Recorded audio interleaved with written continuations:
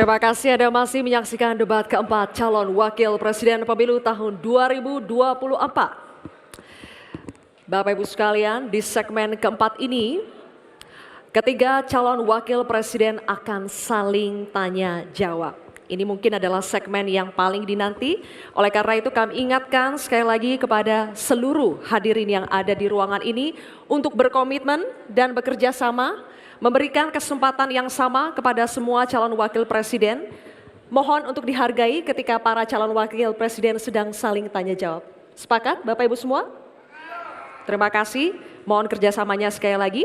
Dan untuk itu, kami undang kembali ketiga calon wakil presiden untuk kembali menuju ke podium masing-masing. Silakan.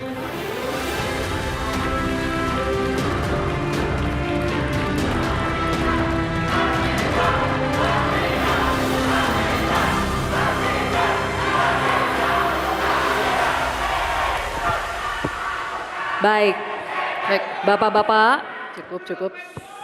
ini adalah segmen tanya jawab.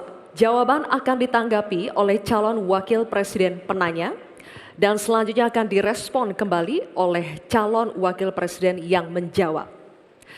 Sebelumnya, kepada para calon wakil presiden, kami informasikan kembali untuk melakukan tanya jawab sesuai dengan tema debat pada malam hari ini, yakni pembangunan berkelanjutan dan lingkungan hidup, sumber daya alam dan energi, pangan, agraria, masyarakat adat, dan desa.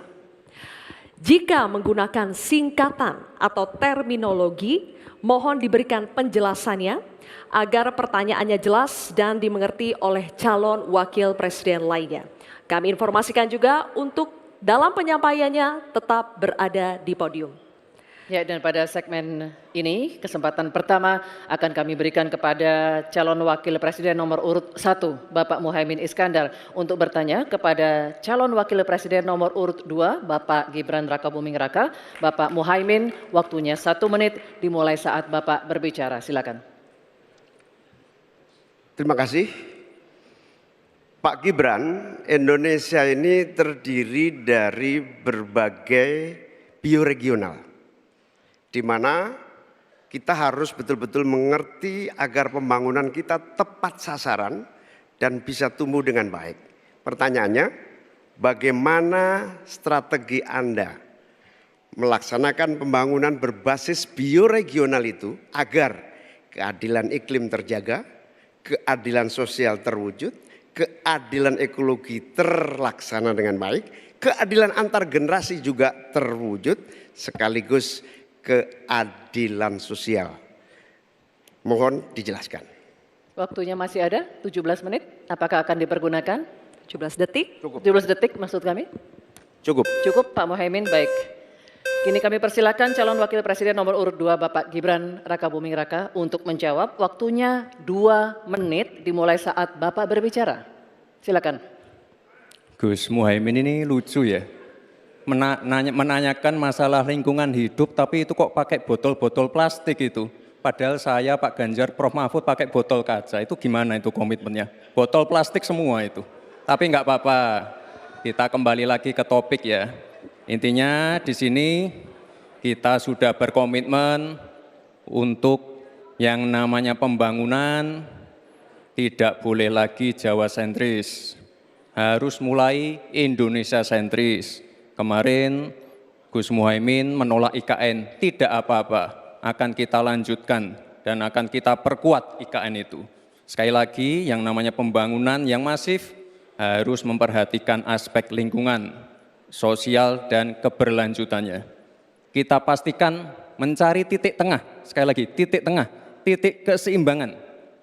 Membangun hilirisasi industri, tapi harus memperhatikan lingkungan hidup. Menggenjot produktivitas para petani, sektor maritim, tapi juga harus menjaga keseimbangan alam. Pastikan sekali lagi AMDAL,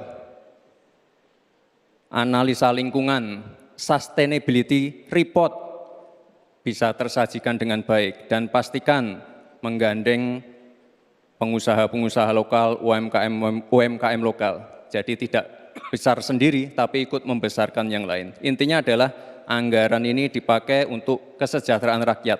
pemerataan pembangunan itu penting. Dan sekali lagi, pembangunan yang masif harus memperhatikan sisi-sisi lingkungan hidup. Karena sekali lagi, yang namanya bencana kekeringan, banjir, kenaikan air laut, ini ancamannya sudah ada di depan mata. Dan ini adalah ancaman yang sangat nyata. Terima kasih.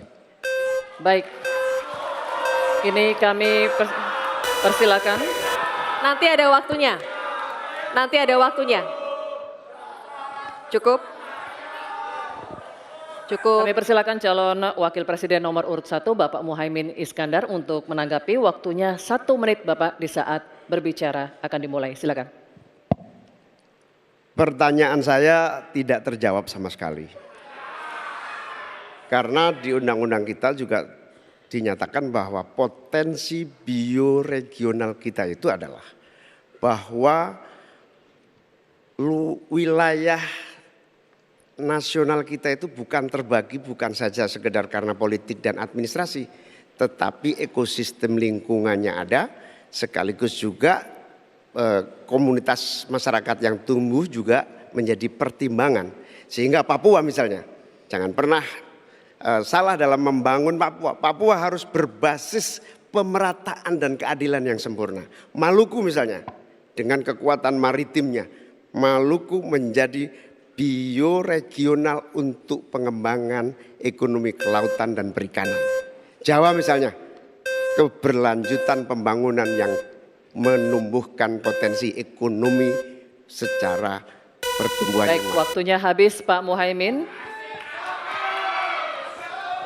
Kami persilakan calon Wakil Presiden nomor urut 2 Bapak Gibran Rakabuming Raka untuk merespon tanggapan dari Bapak Muhaimin Iskandar. Waktunya 1 menit. Kami persilakan.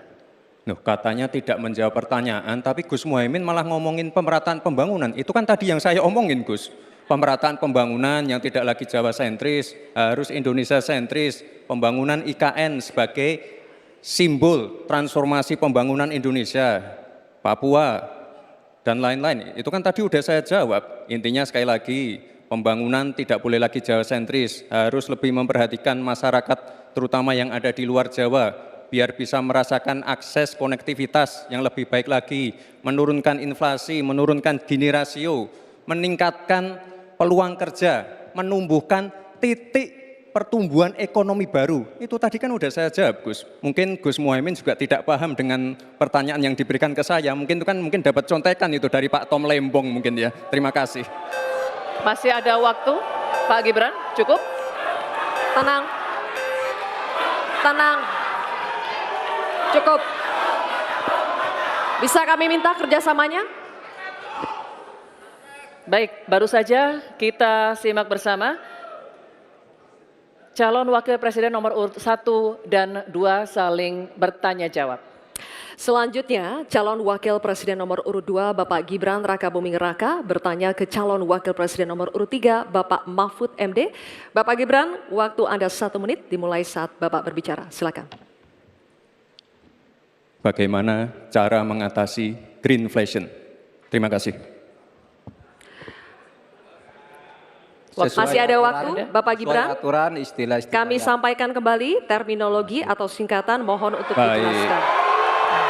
Enggak, tunggu. Silakan dilanjutkan. Masih ada waktu. Ini tadi tidak saya jelaskan karena kan beliau kan seorang profesor. Sesuai dengan Oke, aturan. greenflation adalah inflasi hijau. Sesimpel itu. Waktunya masih ada, Bapak Gibran, cukup? Kami persilakan kepada calon Wakil Presiden nomor urut 3 Bapak Mahfud MD untuk menjawab. Waktu Bapak 2 menit. Silakan. Baik, untuk mengatasi inflasi hijau. Apa sih inflasi hijau? Itu kan ekonomi hijau. Ekonomi hijau itu adalah ekonomi sirkuler. Ya, di mana sebuah proses pemanfaatan produk ekonomi, pangan misalnya, atau apa, produksi apapun, diproduksi, kemudian dimanfaatkan, di recycle, bukan dibuat. Jadi bukan barang itu lalu dibiarkan mengganggu ekologi. Nah, Saya punya cerita. Kalau bicara soal recycle seperti ekonomi hijau, saya merasa berbangga sebagai orang Madura. Karena orang Madura itu yang pertama dulu mempelopori ekonomi hijau, ekonomi sirkuler.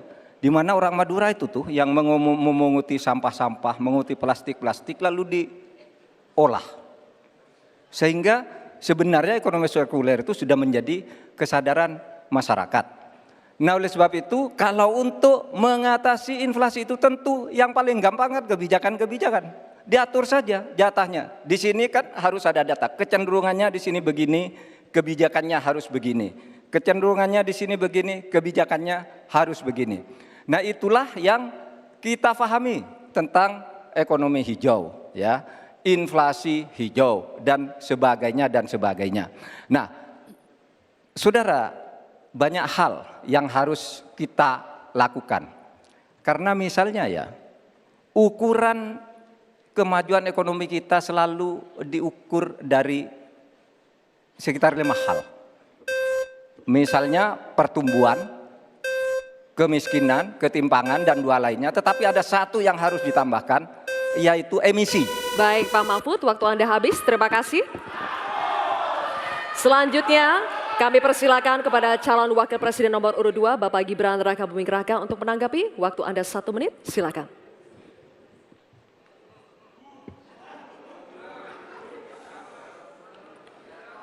Saya lagi nyari jawabannya Prof. Mahfud. Saya nyari-nyari di mana ini jawabannya. Kok nggak ketemu jawabannya. Saya tanya masalah inflasi hijau kok malah menjelaskan ekonomi hijau. Prof. Mahfud, yang namanya greenflation atau inflasi hijau itu ya kita kasih contoh yang simpel aja. Demo rompi kuning di Perancis. Bahaya sekali. Sudah memakan korban. Ya, ini harus kita antisipasi, jangan sampai terjadi di Indonesia. Kita belajar dari negara maju. Negara maju aja masih ada tantangan-tantangannya. Intinya transisi menuju energi hijau itu harus super hati-hati. Jangan sampai malah membebankan R&D yang mahal, proses transisi yang mahal ini kepada masyarakat, pada rakyat kecil. Itu maksud saya inflasi hijau, Prof. Mahfud. Terima kasih. Masih ada waktu Pak Gibran? Cukup? Baik. Terima kasih. Kita lanjutkan dulu. Nanti akan ada waktunya untuk memberikan support. Kita lanjutkan dulu Bapak Ibu, terima kasih. Kita teruskan ya. Kami persilakan calon wakil presiden nomor urut 3, Bapak Mahfud MD untuk merespon tanggapan dari Bapak Gibran Rakabuming Raka. Waktu Bapak 1 menit dimulai ketika Bapak berbicara, silakan. Saya juga ingin mencari itu jawabannya ngawur juga itu. Gila ini. Ngarang-ngarang ndak karuan mengkaitkan dengan sesuatu yang tidak ada, gitu ya. Begini loh, kalau akademis itu gampangnya kalau bertanya yang kayak gitu-gitu tuh recehan, gitu. Recehan. Oleh sebab itu tidak layak dijawab menurut saya. Dan oleh sebab itu saya kembalikan saja ke moderator. Ini tidak layak dijawab pertanyaan kayak gini. Tidak ada ini jawabannya. Terima kasih. Cukup buat Pak Mahfud? Masih ada waktu Bapak? Saya kembalikan. Cukup ya? Baik. Saya kembalikan. Tidak ada gunanya menjawab. Ya. Baik. Bapak Ibu, demikianlah tadi interaksi saling tanya jawab antara calon wakil presiden nomor urut 2 dengan calon wakil presiden nomor urut 3. Terima kasih. Baik, Bapak Ibu kita lanjutkan ya sesinya, kita selesaikan dulu. Kali ini giliran calon wakil presiden nomor urut 3 dan nomor urut 1 untuk saling bertanya jawab. Diawali dengan calon wakil presiden nomor urut 3, Bapak Mahfud MD. Untuk bertanya kepada cawapres nomor urut 1, Bapak Muhaimin Iskandar. Waktunya 1 menit, Pak Mahfud, dimulai dari saat Bapak berbicara. Silakan. Ya, Pak Muhaimin, calon wakil presiden yang terhormat. Pada tahun 2014 kita berada di posisi yang berbeda. Saya menjadi ketua timnya Pak Prabowo, Pak Muhaimin di timnya Pak Jokowi waktu itu. Ada pertanyaan dari Pak Jokowi pada tanggal 5 Juli 2014 kepada Pak Prabowo. Pertanyaannya begini, Pak Prabowo, saat ini kita dihadapkan dengan bencana ekologis yang salah satunya disebabkan oleh kerusakan hutan. Laju penggundulan hutan di negara kita tertinggi di dunia. Nah, saat ini situasinya sama dengan tahun 2014 seperti yang kita diskusikan sejak tadi. Apakah Pak Muhaimin setuju bahwa kita telah gagal menghentikan kerusakan hutan dan juga food estate sesuai dengan penilaian Walhi dan Greenpeace? Waktunya habis. Selesai. Terima kasih. Kami persilakan calon wakil presiden nomor urut 1 Bapak Muhaimin Iskandar untuk menjawab. Waktunya 2 menit dimulai saat Bapak berbicara. Silakan. Yang patut untuk bisa menjadi alat ukur adalah bahwa dari seluruh rencana mengurangi deforestasi itu adalah berapa prestasi untuk melakukan penghijauan atau reforestasi. Sampai hari ini saya setuju dengan Pak Mahfud, tidak ada keseriusan dan kesungguhan untuk itu. Bahkan mau menyediakan pangan nasional saja, kenapa tidak melibatkan petani? Malah juga melakukan penggundulan hutan dan gagal lagi. Karena apa? Karena tidak melibatkan masyarakat adat setempat, juga tidak melibatkan para petani, bahkan merusak keanekaragaman hayati kita. Sehingga menurut saya ini soal keberpihakan Pak Mahfud. Keberpihakan kepada pembangunan yang berbasis keberlanjutan. Di mana kita tidak akan main-main dengan soal ini soal nasib generasi. Prinsipnya satu, keadilan. Keadilan ekologi harus nomor 1. Jangan pernah membiarkan keadilan ekologi ini tidak terlaksanakan dengan baik. Yang kedua, keadilan iklim. Yang ketiga, keadilan antar generasi. Komitmen keadilan ini termasuk komitmen keadilan agraria, keadilan sosial. Enggak dijalankan sama sekali karena memang apa? Tidak ada komitmen dan kesungguhan.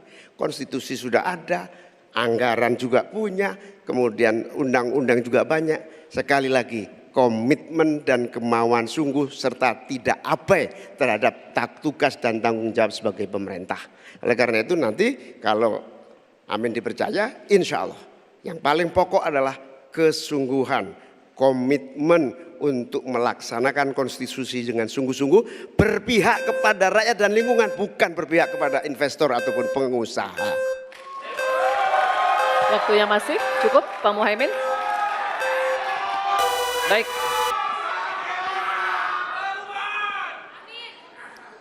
Kini kami persilakan Cawapres nomor urut 3 Bapak Mahfud MD untuk menanggapi, waktunya 1 menit. Baik. Mulai dari saat berbicara, silakan. Pak Muhaimin, ke depan itu menurut saya pemerintah perlu melaksanakan 2 putusan Mahkamah Konstitusi yang dulu saya yang membaca vonis itu dan mengetokkan palunya. Pertama, mengakui aktivis lingkungan itu sebagai subjek hukum. Itu putusan MK. Sekarang ini kalau orang bicara lingkungan ditangkap. Nah, itu berbahaya bagi kelangsungan lingkungan hidup kita.